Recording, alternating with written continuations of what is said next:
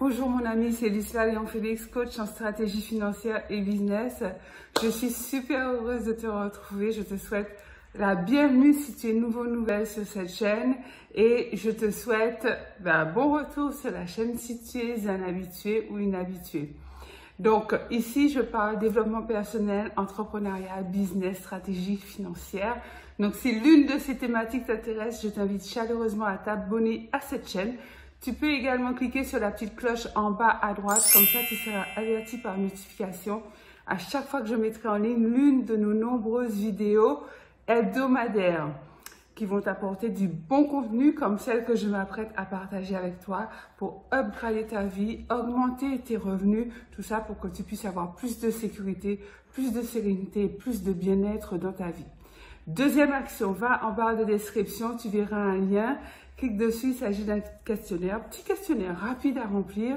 Une fois que tu l'auras rempli, je t'offre une demi-heure de coaching stratégique gratuit pour mettre en place tes premiers objectifs, tes premières pistes pour aller vers la vie que tu rêves et pouvoir être pleinement satisfaite de ta vie.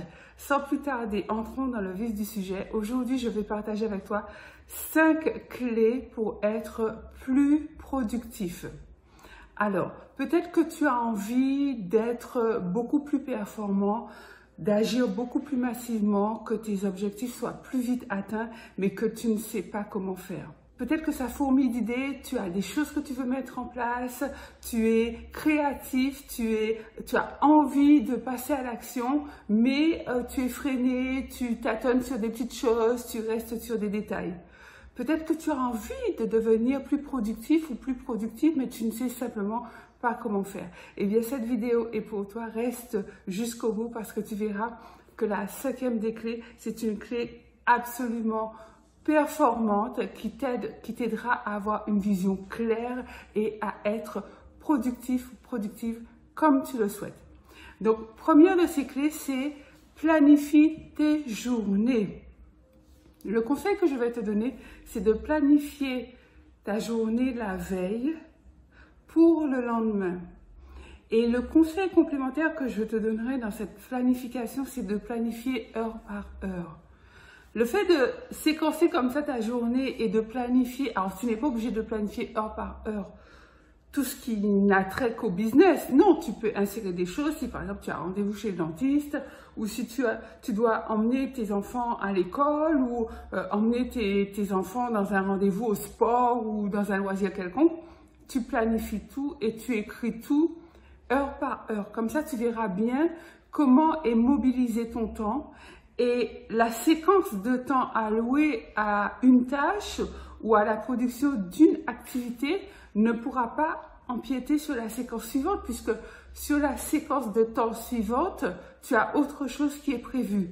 Donc, en fait, l'idée, c'est vraiment que la veille, tu saches exactement ce que tu as à faire.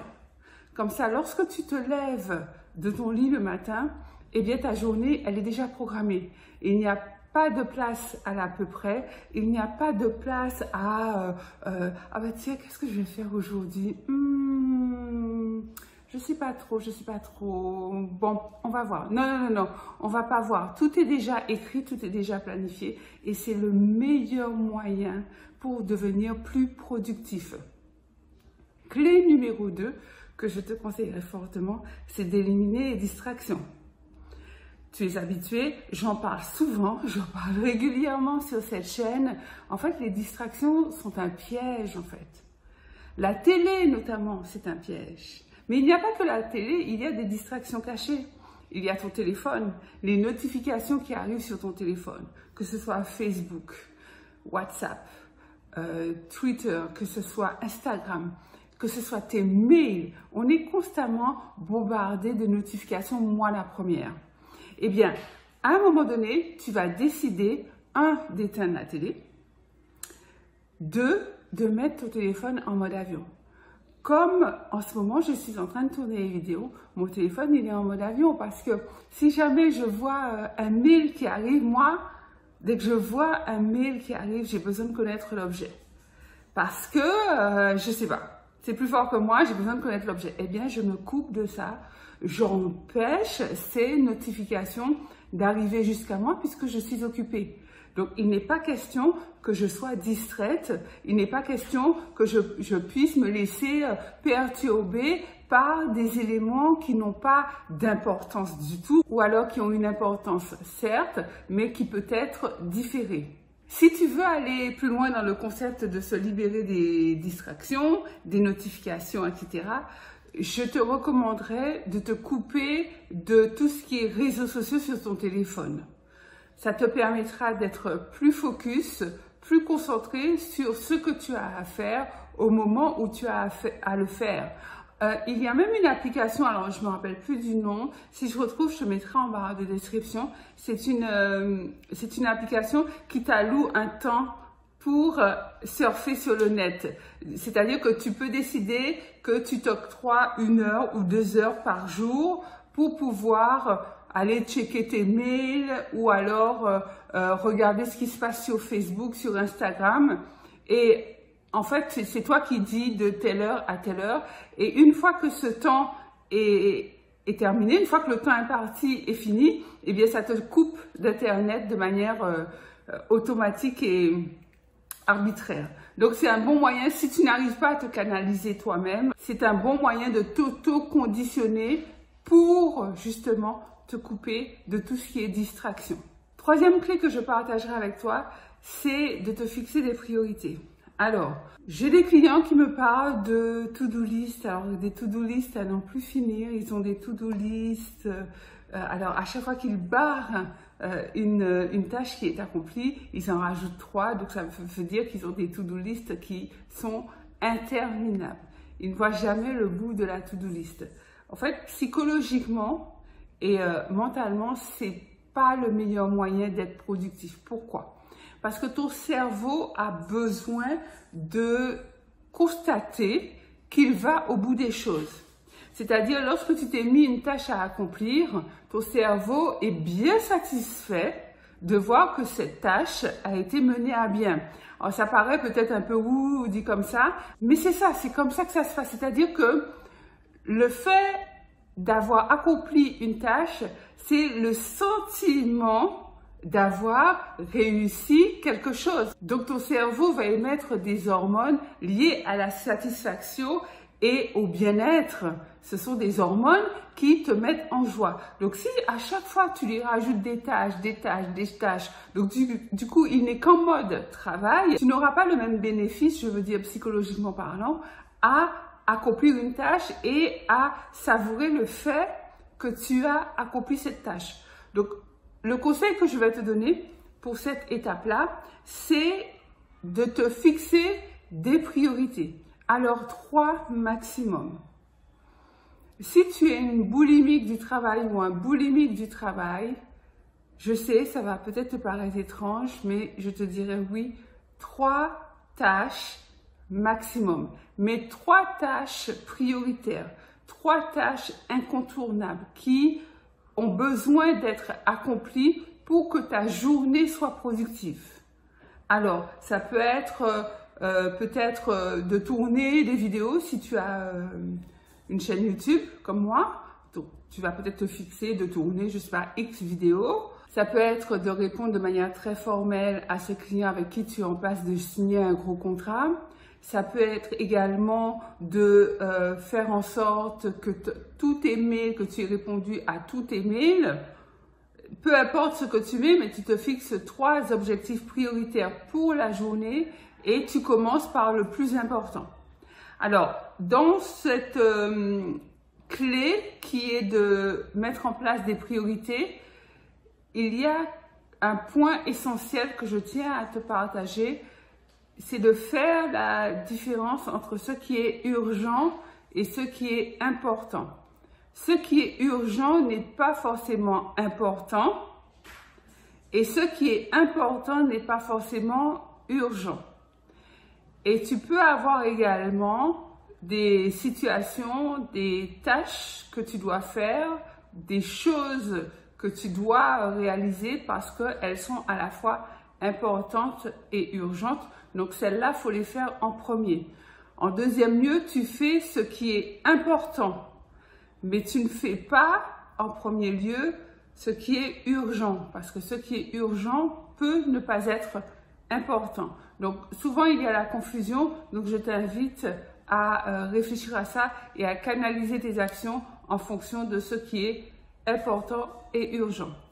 Et rappelle-toi que être occupé ne veut pas forcément dire être productif. Tu peux être productif et avoir tellement bien séquencé ta journée, tellement bien planifié ta journée, que finalement ton travail important est accompli. Et ça te laisse du temps, ça te laisse la place pour faire autre chose, c'est-à-dire vaquer à tes occupations, décompresser, passer du temps avec les enfants, aller faire tes courses, whatever, tout ce que tu veux faire. Quatrième clé que je vais partager avec toi, et cette clé-là, elle n'est pas connue de beaucoup de personnes, il s'agit de la loi de Parkinson. Alors tu me diras en commentaire si tu connais cette loi, tu peux déjà répondre. Donc, est-ce que tu connais la loi de Parkinson? En fait, cette loi te dit que le travail que tu as à faire sera réalisé dans le temps que tu lui auras imparti.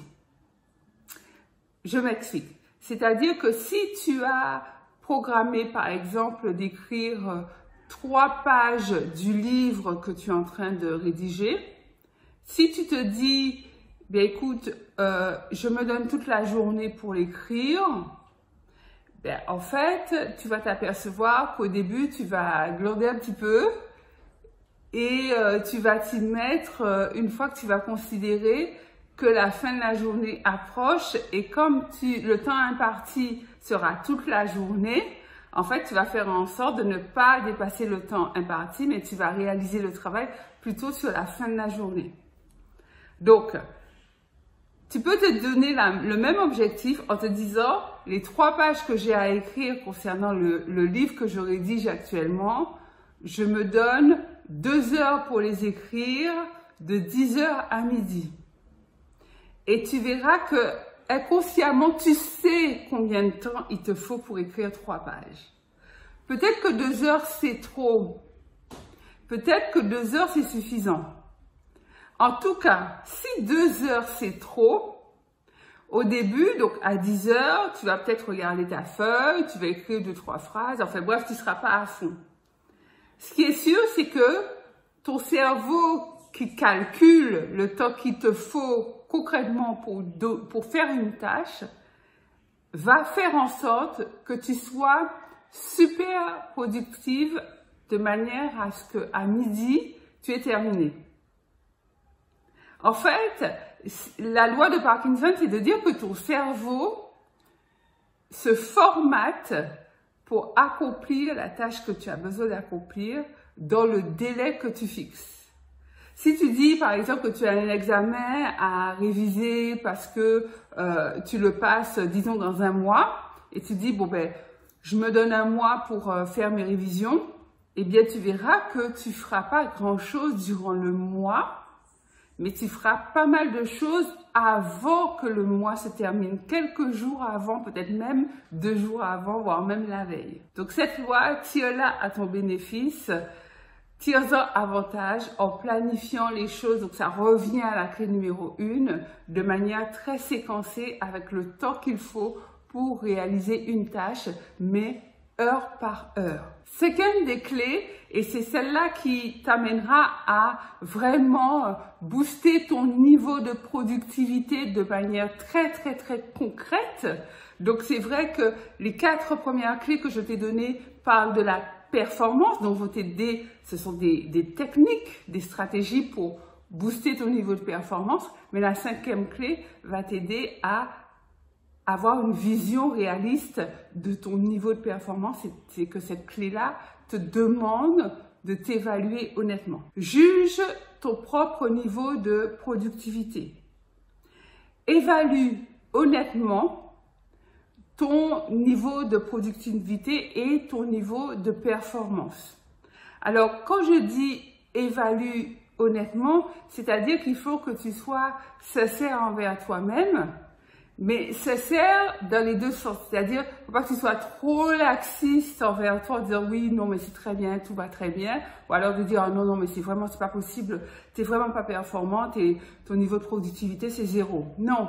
En fait, il faut que tu sois capable de t'évaluer sur une échelle de 1 à 10.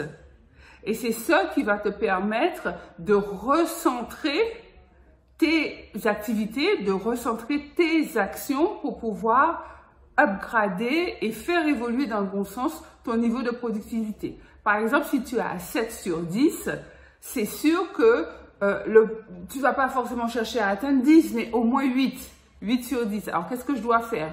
Peut-être réduire un peu le temps que je m'alloue pour des tâches que je pourrais faire en moins de temps.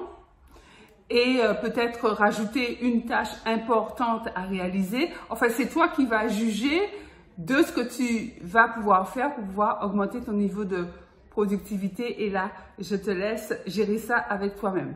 Donc voilà mon ami, ce que je voulais partager avec toi à propos de la productivité parce que c'est une thématique qui revient souvent et qui va t'aider à éliminer la procrastination. J'ai fait une vidéo à propos de la procrastination, donc je t'invite à la regarder si ce n'est encore fait. Dis-moi en commentaire ce que tu en penses et quelle clé tu mets déjà en place et quelle est la clé qu'il faut absolument que tu implémentes dans ta journée pour pouvoir augmenter ton niveau de productivité. Pense à liker cette vidéo, un gros pouce bleu, partage-la massivement autour de toi parce que c'est comme ça que l'information se diffuse au plus grand nombre et que la communauté augmente. Donc, tu dois faire partie de cette communauté. Abonne-toi maintenant si ce n'est déjà fait.